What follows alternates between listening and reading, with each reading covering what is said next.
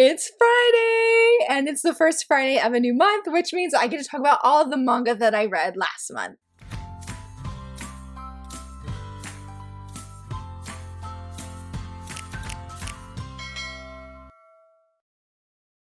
Hello friends, happy Friday. So very excited that you're here. I've been looking forward to filming this video, even though I feel like January was sort of a little bit of a weird reading month because I felt like my kids were sick and we had to take my youngest to the ER. Time in that week and afterward feel like they were completely different time zones, time frames than the first half of January. I feel like with all the sickness that we had and just all the chaos that was happening from that sickness, that I feel like when it finally sank in and I was able to genuinely take a break at the end of January, I just sort of crashed and I hit this really hard reading funk that I didn't know how to get out of.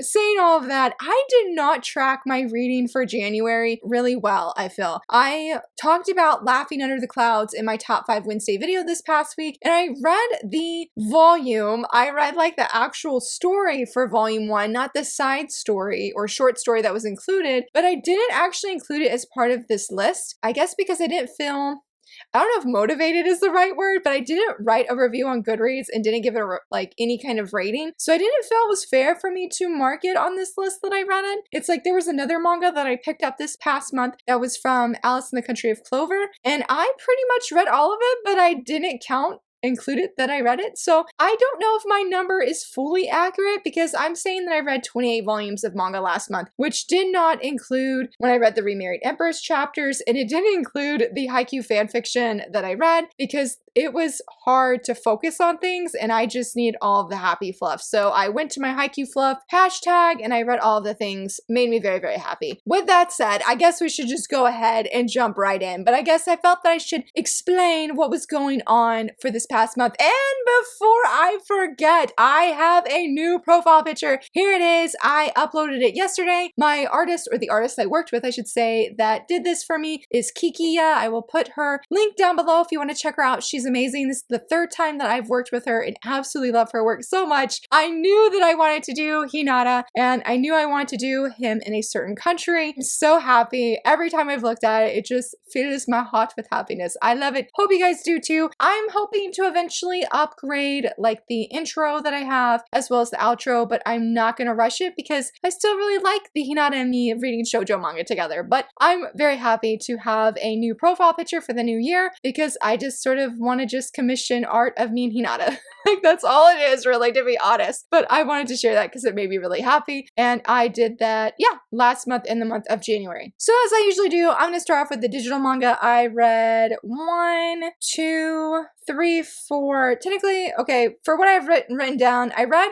4 manga volumes, though the first one is that I read was The Fragrant Flower Blooms with Dignity. I think I read like 3 to 4 volumes on K-manga, and I have very mixed feelings on this. I love delinquent romance. I can't get enough of it, and this is why I wanted to pick this up. It's a more, it sounds weird to say, considering how much I love fluffy manga. It feels weird to say this. It was a little bit too fluffy for me for delinquent romance. I wanted some more action. I felt like the main guy was just apologizing a little bit too much for what I prefer in a delinquent romance. I wanted him to have some more confidence in himself. I felt like from what I've read, he didn't quite have that. I love the heroine. She's really amazing. I love her love for cake and just how sweet of a character that she is. I also like the guy's friends. I thought they were really great as well. But I felt like I did not love this nearly as much as I had expected. It was low-key one of my most anticipated shonen releases this year because I'm like delinquent romance. I'm like, we barely get this, I feel like. I guess I should say the one that I really want to be published is Love, That's an Understatement. This is by the same creator as Love Sick Ellie, and I've read volumes, maybe just volume 1. I know I have volumes 1 through 3 on my Kindle though, and I loved it. Volume 1 was amazing. Like that is the standard, that is the bar, and I feel like I was comparing The Fragrant Flower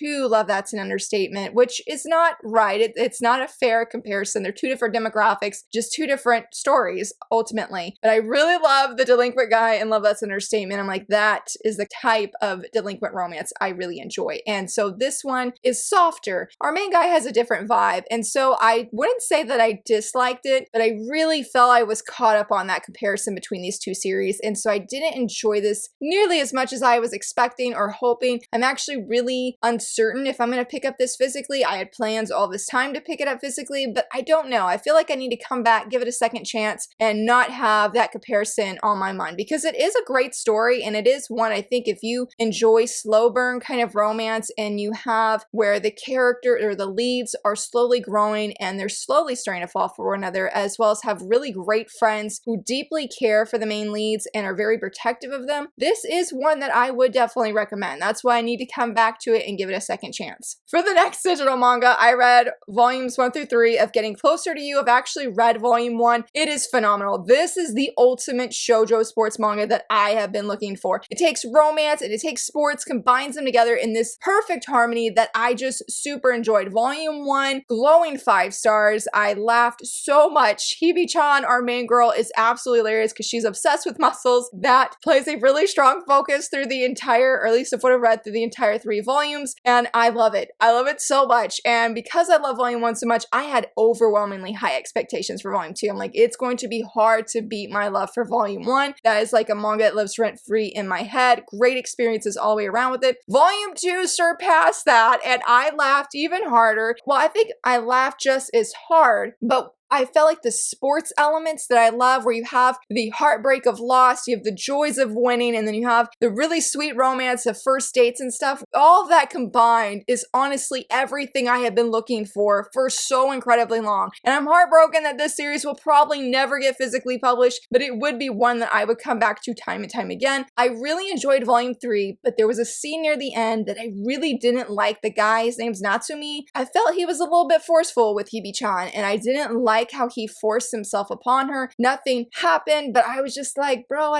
why did you do this? I didn't like that. And I loved everything else. I loved the confession that we got. It was perfection. I know I've said that twice, but it was one of the best love confessions I've ever seen, and it was just fits so great for this story. It's interesting. I really like the love rival because he has the better muscles, and I just think it's so hilarious. I think it's so hilarious. So there was a lot of great things in volume 3, but it did not live up to the hype of volumes 1 and 2, but I definitely still want to continue. I think this is a 7-volume series, though we only have up to volume 6 for the manga. The only thing that I'm a little bit hesitant to continue is because also in volume 3, there was a great moment between the guys. Very, very good. Peak fiction, was like, this is everything, but then it goes into a love triangle, and I knew this was a love triangle kind of series. The second lead does not have a chance. I feel like he may have the better muscles, but he legit does not have a chance. But I didn't like how we had this great moment between the guys, and then it goes into the love triangle. I really didn't like the timing of that, because it was a very emotional, very heartfelt moment between them, and I'm like, we're going into the love triangle. Like, no, I didn't like that. So I felt a little bit hesitant to read volume 4. It didn't have as much sports in volume 3, but I think it captured the school life really well, and that volume 4 is going to be full of sports. I read the preview, and it definitely feels true. So I want to continue, but I need this series to go on sale. Volumes 1 through 2, I guess even volume 3, very good. Highly would recommend all 3 volumes. It's a very, very fun digital series. And that looks like that was everything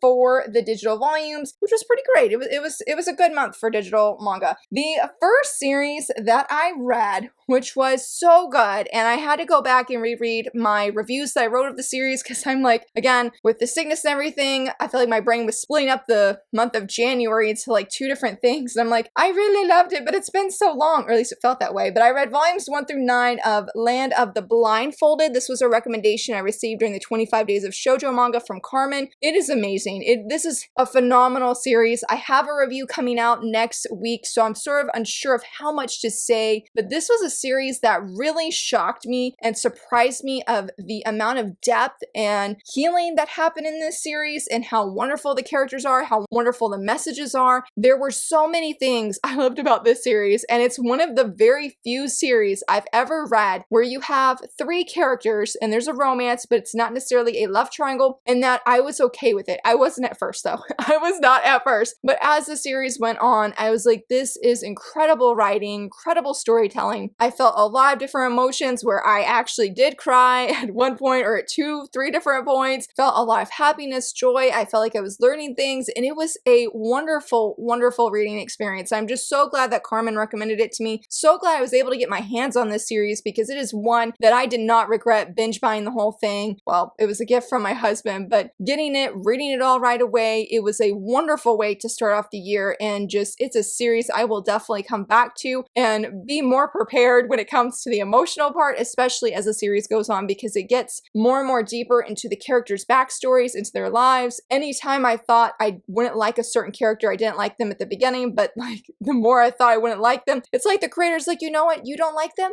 I'm going to change your mind, and she successfully did. So this is a series I would highly recommend. Please stay tuned for my video review next week. This was the first manga that I decided to conquer when it came to the unread manga on my shelf. I do since have more than I did when I filmed my video of reading goals, reading stats from 2023, but I read Even Dogs Go to Other Worlds, Life in Another World with My Beloved Hound, Volume 2. This was really sweet. This is a fluffy isekai pooch manga, as it says. I think is what it called. I think they call it a pooch manga, but yes, it's just fluff. It's fluff with dogs, and there's not much else to say except for it's a very chill kind of story, no high stakes. I really enjoyed how our main guy here, he is discovering what his gift is, and there was such a wonderful quote. I started writing like favorite quotes in my manga reading journal because there's sometimes, you know, when people say things and it just sticks with you, and this guy, he ends up going to, she's not a fortune teller, but she has the ability to see what people's power are and help them to discover what that power is. And so as they're meeting, this lady says, a gift is something truly special. How you use it is up to you, and whether or not the ability reaches its fullest potential is up to you.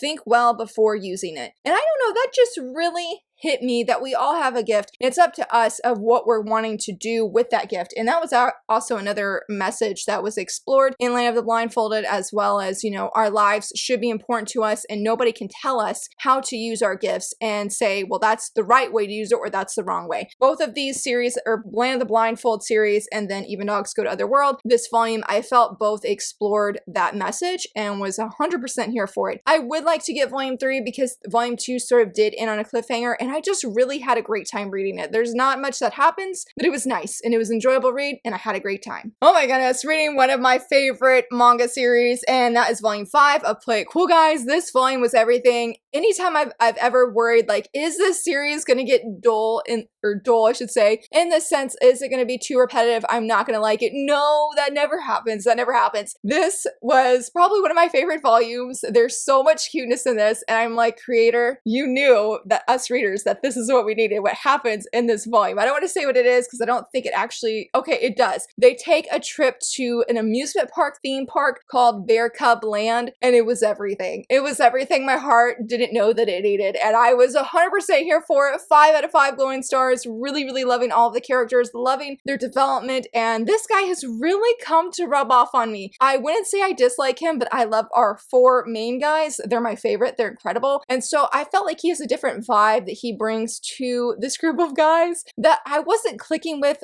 fully, like at 100%. But I can honestly say after this volume, I very much was. I love seeing them all together, eagerly looking forward to volume 6 and reading more. I would highly recommend it. Continue to enjoy it very, very much. My favorite toxic, problematic manga that I'm continuing to love is No Longer Heroine, volume 5. This series, I never know what to expect. Every volume, I love it. I know many people who really dislike this series, and I 100% get it because nobody's making good decisions. Yeah, they're just, no, it's not good. And Nakajima the Fool, as Hattori calls her, she was like the wisest one in this series. And then near the end, I'm like, girl, what are you telling Rina? Like, oh, I was like, I'm so frustrated with her. I was like, she lived given up Hattori's nickname for her. And surprisingly, Hattori was the one that I had respect for. And I was like, I feel like I'm admiring you a little bit. And I never would have expected to be saying that. But when there is a huge, massive twist at the middle of this manga, Hattori could have made a decision that would have changed the whole course of everything. And she didn't take it. She didn't make it. And I was very impressed and very shocked all at the same time. I don't know where this series is going. I mean, I should say I do know how it ends because I looked up spoilers before I even read the series, but I feel like even knowing where it's supposed to go, I don't know how we're going to get to that point. And I don't know how I'm going to feel when we get to that point. I just don't know. The guy, I can't remember his name, but he's Hattori's current boyfriend, and I am loving his arc so much for a playboy and us knowing the things he has done, the decisions he has made. He's really respecting Hattori and he's really falling hard for her. And I was not on his team in the beginning. I was very much Team Rita, but I have very much switched to his team. I feel like Hattori is so happy with him. I want her to continue to be happy. But with the ending of this volume, I don't know if that's going to be something that other people want for her, but I want her to be happy. And I think she's happy with this guy, not happy with Rita and things that have happened. So to be determined what's going to happen next, but I definitely will be picking up the next volume because I still very much love this series. On the flip side, if we're going from problematic and toxic, then I was like, oh, I need some wholesome fluff. So I read volume 4 of Like a Butterfly, which is so fluffy, pure goodness, pure serotonin. It's beautiful, wonderful. It's a very slow burn series, but I really love the developments that happen in this volume. Our main girl, she's growing, and even our male lead, he's growing. They're making decisions, and I'm really proud of them. Just how they're both trying. They're both stepping out of their comfort zone, and I really love how our main girl, the steps that she took to be more vocal was very inspiring in my opinion. I'm like, girl, I am cheering for you. But I was so upset at the end of this volume. She finally has the courage, the guts to say what she's feeling, and I just felt like the guy, he got so nervous and shocked and sort of scared, and then he just ran off, and I'm like, what are you doing? What are you doing? I'm like, you need to get your butt right back by her side, and you guys need to have a conversation. I mean, they were speaking, they were having a conversation, but I was not happy. I was not happy. It's like, I get it. You know, this is a brave thing you guys are doing, a brave thing you guys are talking about, but you better come back. You better come back and you better talk. That's what I'm looking forward to in volume 5, and it better happen. I'm gonna keep reading the series because I really enjoyed this volume. 5 out of 5 stars. It's very different than A Sign of Affection and Shortcake Cake, but I love it so much. It makes my heart happy, and I feel happy after I read it, and I'm gonna keep reading so I can keep feeling happy. No, I don't want to talk about this. I don't want to talk about this. So, okay, I have really been back into the Alice in the Country of, Country of Hearts, Clover, the whole thing. And since I have read all of I haven't read all of it. No, I think I've tried almost all of Alice in the Country of Hearts. I've tried some of the other manga that's in that. So I was like, okay, you know what? It's time to go to the next part of the series, which is Alice in the Country of Clover. Since I had seen a lot of recommendations for this and I really like this character, I decided to go with Boris's side story, so the Cat Waltz one, and I got volumes 1 through 3. I got these, I believe, with a gift card for Christmas, and I did not go read like samples, check out reviews. I was like, oh no, everybody said it was really good. I didn't like it. I gave it 1 star, and I feel bad, at least for volumes 1 and 2. Here's the thing. I loved Boris in the main series, and I think he's great. He's a super fun character. I felt like of all the guys, he showed the most development in how he changes because of what Alice tells him. So I came in with high expectations, and I felt that same vibe would carry over. It didn't, and I should say, I know all of these guys are unhinged. I know all of them struggle with jealousy, but when you're jealous to the point where Alice pets a cat and you're jealous of said cat and saying more or less, are you cheating on me? I can't get behind that. I cannot do it. I was so frustrated with these first 2 volumes because there was such a clear lack of communication. I felt constantly Boris and Alice are like, do you love me? You don't love me. You like so-and-so. You like so-and-so. And it was just like, I can't handle this. Like, this is too much for me of the same repeat, the same jealousy, the same anger. And I know that it's hard for Alice to be vocal with her feelings. I do get that. But then it was like, Boris was like, you know what? If she's not going to talk, I'm just going to force myself upon her and kiss her. And I'm like, oh my gosh, like I didn't feel that that was true for who Boris is. And that got even worse when it went into volume 2. And I'm just like, I'm so happy, but I can say for volume 2, I loved the fight between Ace and Boris. It was epic. 5 out of 5 stars, just that scene alone and how they interacted, Ace's character. I just felt it was so very good. I really love Ace in the main series. I feel like he's one of the most unhinged out of everybody, and I'm sort of nervous to do any of his spin-offs because I've heard he's extreme unhinged and not in a good way. So I'm hesitant, and so I'm always happy when I see Ace represented very well in a side story, and he was represented so incredibly well. I'm like, you know, I sort of just want you to go with Ace because at least Ace is open. He's gonna tell you how he feels, and you know he's lost, you know he's confused. For the most part, I felt like he was respecting Alice more than Boris was, and wasn't filled with jealousy at any kind of interaction with any other person. I couldn't cancel volume 3 because it's probably like, well, Laura, if you super disliked volumes 1 and 2, why did you get volume 3? Well, I had ordered volume 3 around the same time and I couldn't cancel it. It just took forever to get here. This one was better. All of the issues I had, I felt like they were finally communicating. They were finally talking, working through things. I got the validation I needed where Boris is like, I'm sorry, I'm just a jealous person and I can't promise to change that. I'm like, at least you are admitting it, buddy. You are admitting it. So I felt like I didn't love this one enough though, where I was willing to keep reading because I just really disliked volumes 1 and 2. I will say that after I read these and then I read another spinoff, some of the spinoff anyway, online, I was like, you know, Laura, maybe you should go back and reread some of the main series. And I had forgotten how unhinged they are in the main series. In fact, I was like, Laura, why did you ever really like Blood? I was like, some of the things they'd be doing, I'm like, no. But I didn't remember that. So I felt like Blood was probably the biggest one that I was like really just, I don't know how I liked you a whole bunch in the first time. One of my favorite characters that I've liked, he is my favorite guy when it comes to everybody, is Elliot. I love Elliot. And so I paid a little bit more than I probably should have to get the March Hare's Revolution, which is another spinoff in the Alice in the Country of Clover. I heard glowing things about this and it was amazing. Every single penny that I paid extra to pay over retail for this volume was 100% worth it. I have reread this like 3 times. In fact, I would say you need the main series. The main series is amazing. Nothing can replace that. But this here is definitely one of my favorite things I've read in the series, including with the main series. It was so sweet. And I really felt like the creator did a fantastic job of capturing the unhingedness that all of these guys have, because all of them are unhinged, but also that they're trying. Like Elliot says a comment that is so fitting for him, but it's sort of like, it's a little bit, you know, like too much. You shouldn't be saying that. But the way that Alice reacted to it just fit perfectly. And I just felt like the creator was like, okay, we know these guys are unhinged. We're going to accept this. But they could still have a really sweet love story. And this volume fulfilled that. Again, I've read it like 2 or 3 times. I really, really loved it. And I was just so happy that there was justice for Elliot because I've read a different series. It was like a 2-volume series. And I did not like Elliot at all. I really disliked how he was in that series. And so I love this one. It made up for everything else. Blood is actually really nice in this one too. It was nice to see he was nice, to be honest. And I did find another Elliot spinoff that I have, and I've read some of that, but I didn't include it in this reading wrap up because I just felt like I didn't sit down and fully comprehend and read it. Like I read it, but I didn't comprehend it.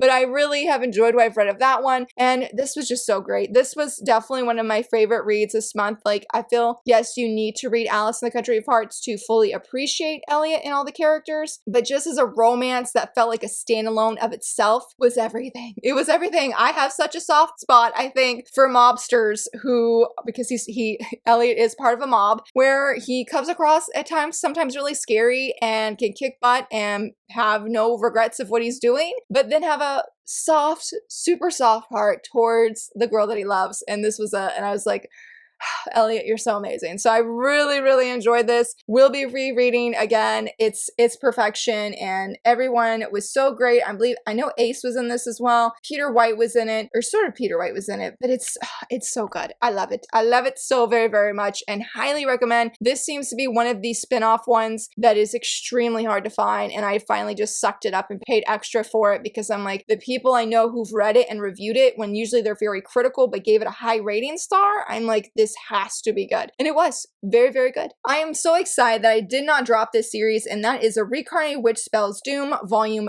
3. This was so good. I loved Volume 1, I liked Volume 2, and I loved Volume 3. Everything is just coming together, the developments that are happening, seeing our main girl, what is her name? Yeah, Sana, seeing her thrive is everything. And, well, maybe not thrive, she's got a lot of anger that's happening in this volume, but I was here for it. I was deeply loving it. I feel like I featured this in one of my top 5 Wednesday videos sometime this month, but I don't remember which one it was off the top of my head. But I really, really enjoyed seeing her in a different element, in a new place where she is feeling anger of what's happening to the dragons. I really like how she is still trying to learn magic, how our leads are slowly growing closer. I feel like it's so obvious as a reader that they definitely care for one another, but they're just not, either they're not there yet or they're just not seeing it. But she's so chill too, because now they're in this forced arranged marriage kind of thing. They're not married, but they're basically engaged, and she's just so chill about it. And the guy's like, really? Really? You know, you're not going to be upset. And she's like, what is there to do? Let's just go with it. Now, can you teach me some magic? So she's a pretty fun character. The art is amazing.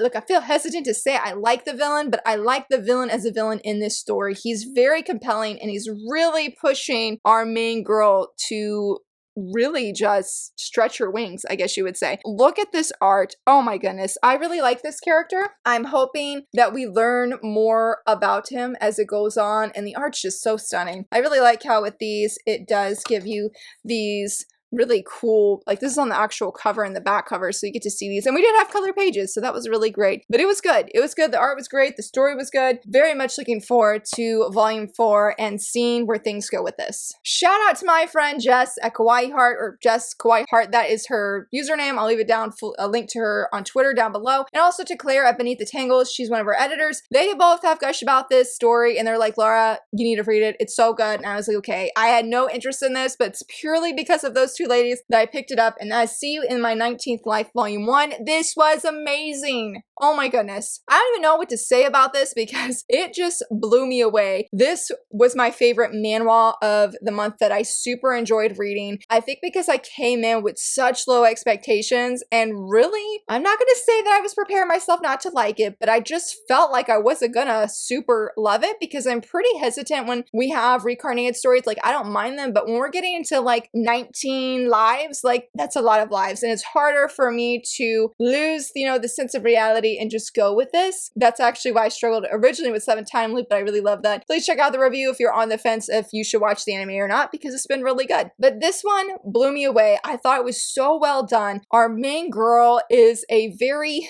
blunt kind of character, and she's very mature though because of the knowledge she has from her past lives. And when a tragic accident takes her life, she tells herself for the first time that she wants to go out of the way to find this guy here. Well, at the time, he was a really young boy, but he is the main male lead, and he is super funny purely because of how our main girl can get a reaction out of him. I am very curious to see more of him in this story and how their romance is going to unfold. Like, there's just things happening, and again, I'm unsure of how to explain this, but I think if you like heroines that have some good banter, pretty straight face, but can bring some good humor in a reincarnated story that's not a rom-com but takes place, it seems majority of it was in an office setting, this is one I would highly recommend. I am so eager and so excited for Volume 2. When this ended, I was like, it's over, because I felt like I started it on a whim. I was like, okay, let's just, I'm so sorry. I was like, okay, let's just go ahead and start this and get this out of the way. I started it and was completely immersed. The storytelling is so engaging. The art's really good. Seeing how everybody's going to react to different things that are happening, and then the tragedy that struck that I was not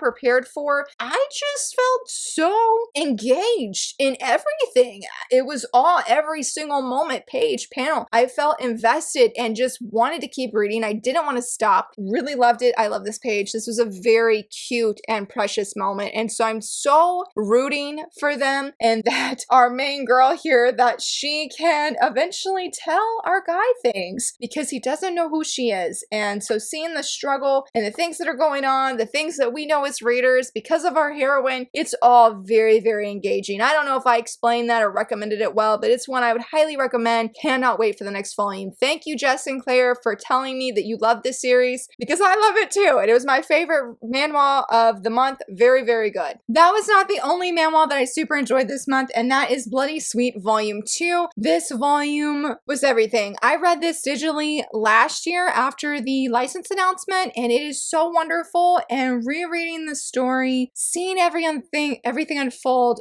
is so heartbreaking. Literally brought me to tears, and just my heart was weeping and just so crushed for the things that happen. It is triggering. I would give trigger warnings. I'll leave them listed down below if you're curious, because it is a fun read, but it is a very heavy story as well. And I knew when starting this, I needed to be in a good mindset and a good place before I started, because I knew that there was going to be a really triggering scene that would really upset me. And it was upsetting even when I felt in a good, healthy place. So I knew that if I wasn't, it would be 10 times worse. The second half, though, was so beautiful, and there's so many layers to the story that I really enjoyed, that it's not just a vampire romance. That is not the focus of this story. It's really her story, a story of healing, of forgiveness, of being able to accept yourself and knowing that you have value and that nobody can take that value away from you. Feticho really has changed her life, and it's amazing to see the steps that she has taken and the happiness that she is finding, but that doesn't mean everything was really easy. I especially loved how her relationship with her mom and how they're working through things. The ending, I believe, left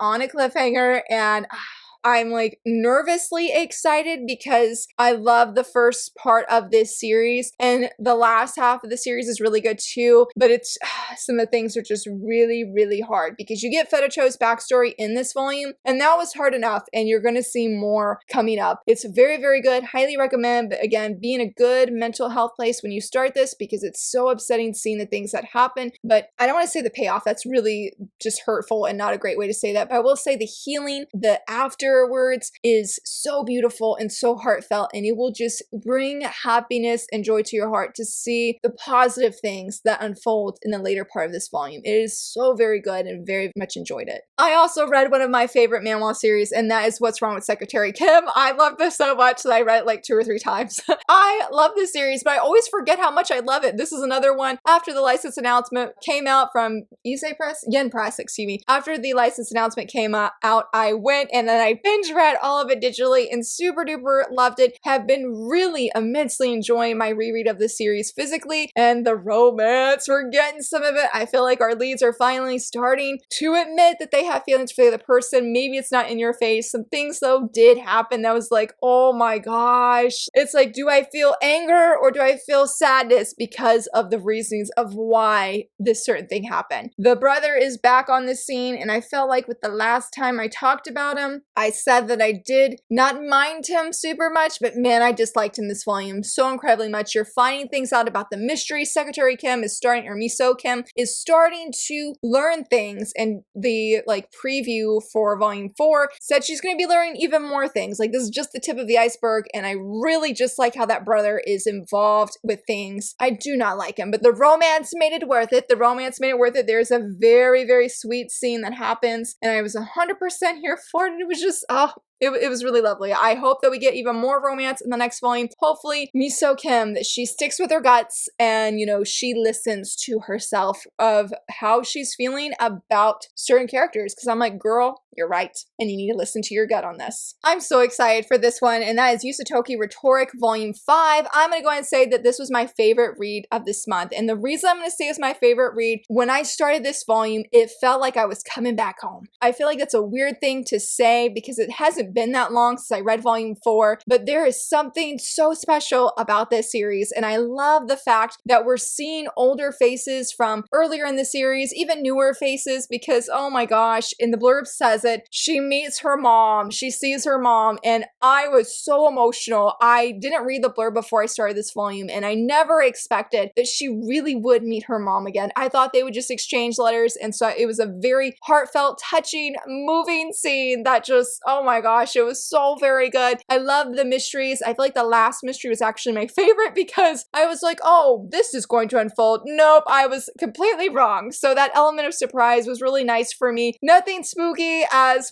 volume 3 with the dolls. There was none of that, which I appreciated, but I really felt like this series just has this very special feeling where I'm reading these characters' lives and I'm like, it's good to be back. It's good to be reunited with you. I really love that. It's a very wonderful feeling. So I'm definitely saying this is my favorite read of this month, but I would say that my second favorite read of this month was the March Hare's Revolution. I really, really love that. And my favorite manhwa was See You in My 19th Life. I figured for this year, I'm going to split up my manga and my manhwa. So I'm not going to do it like how I did for the books that I said were my favorite this year. So I guess I'll have 2 brackets, but I'm like, I'm okay with that. Hopefully you guys are too. I just felt it was easier to do it that way, to be honest. But deeply enjoyed this volume, continuing to love this series so much. I felt like, surprisingly, this volume, there was an inkling, just a touch of romance, of foreshadowing of what's to come. I don't know if I'm reading too much into that, but I felt like Haneko's mom made a statement that I was like, is this gonna have a romantic direction? Because supposedly on Baka Updates, which has a lot of information about demographics and genres that the books are in, it says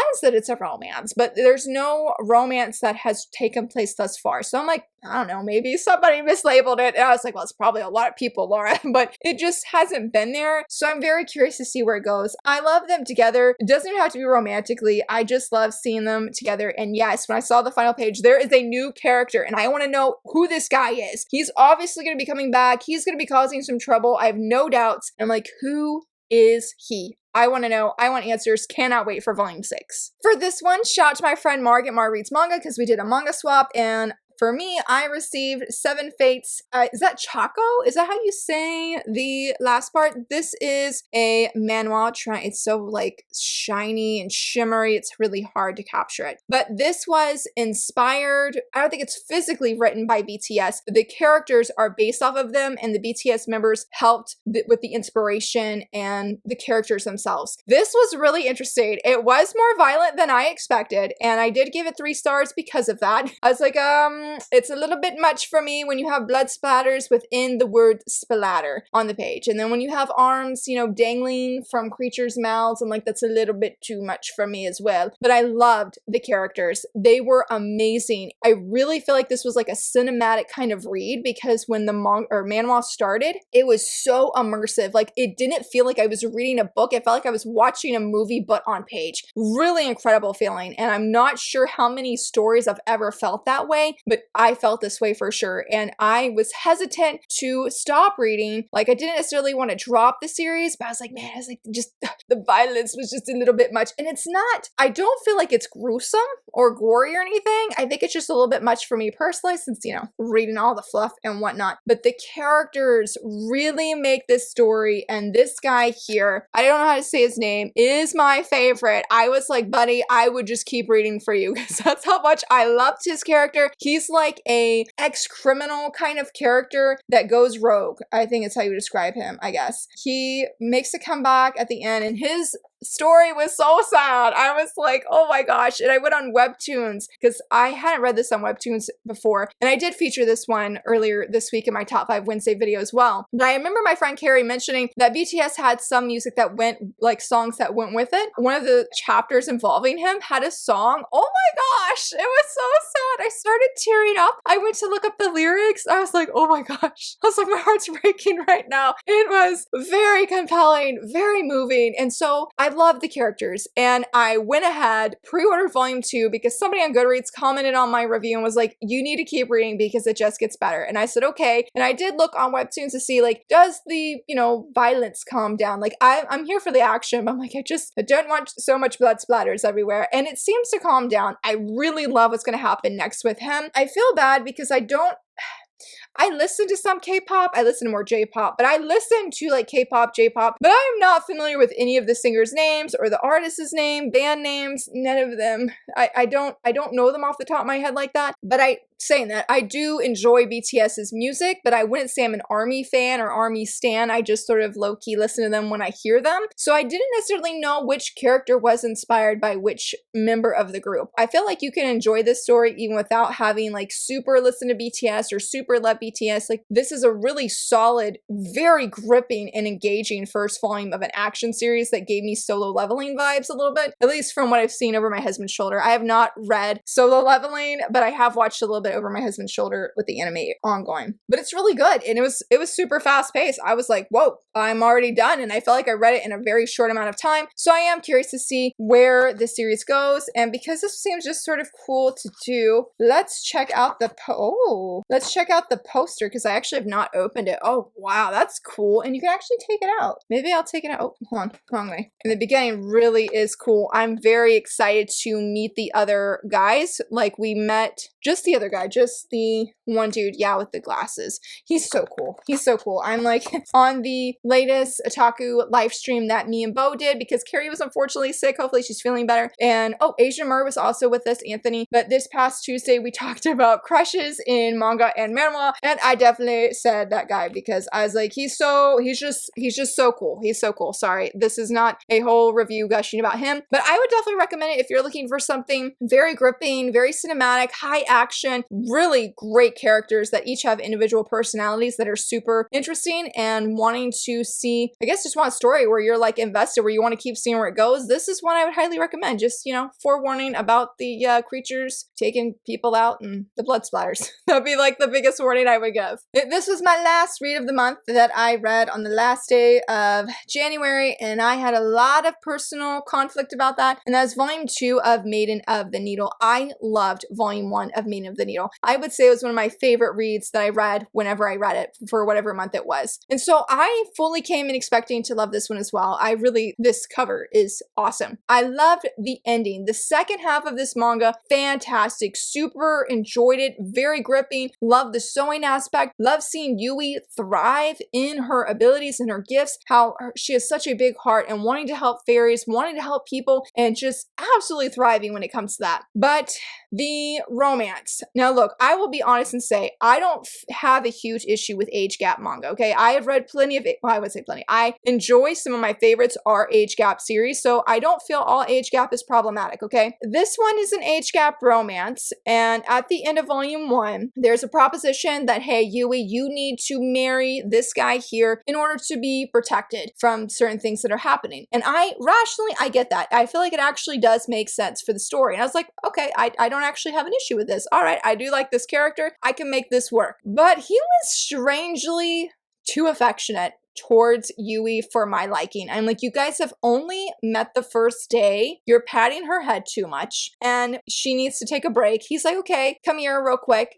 Come take a nap. She's like, okay, I'll just rest here. He's like, no, put your head on my lap and take a nap. And I'm like, bruh, you've only known each other for one day, even if you're engaged. No, I don't like that. It did not sit well with me. There wasn't anything inappropriate per se, and I get his backstory. I get why he's making the decisions that he is, but I cannot get behind it. Something's just not sitting right with me. I really was conflicted because, again, I loved the second half of the story. The art is beautiful and stunning, and I'm like, I could even overlook this pervy maid because I love the art so much, and I think the story itself is very engaging. But that romance, man, I feel like it's really weird for me to say like this is an age gap that I just can't get behind, because it's just, age gap doesn't usually typically bother me that much. I think they can be really well written, but this one, I wouldn't say it's badly written, but I did not like how affectionate he was with her. And I think what has me really leery, because she is very naive, and that's not a bash to her or anything, but she is from an abusive home to the point where she has a speech impediment. She is very frail, and she's recovering and starting to thrive from all the evil things that have happened to her. Some people say they don't like age gaps because there's a power play. And this is one time I honestly felt like this had the potential to go into that. I didn't like the fact, even though this this guy, he seems great. I really don't think he's going to take advantage of her. But knowing Yui's backstory, seeing how he's acting, even if it wasn't anything bad towards her, I couldn't get behind it, even though they look so dashing on this cover. With that said, I made the decision, as hard as it was, that I am going to drop this series because I don't feel comfortable saying, well, hey, I'll recommend this to you, but you just need to overlook this. I don't like that feeling of I need to put a but in there, that you need to excuse something and justify something. I don't like that. I don't like doing that. Even if there's nothing inappropriate per se, this romance beginning just made me feel uncomfortable, that I'm like, if I'm feeling uncomfortable about this, then I just need to stop. It's not worth it. Despite the ending, the last page was epic. It was so good. And I'm just like,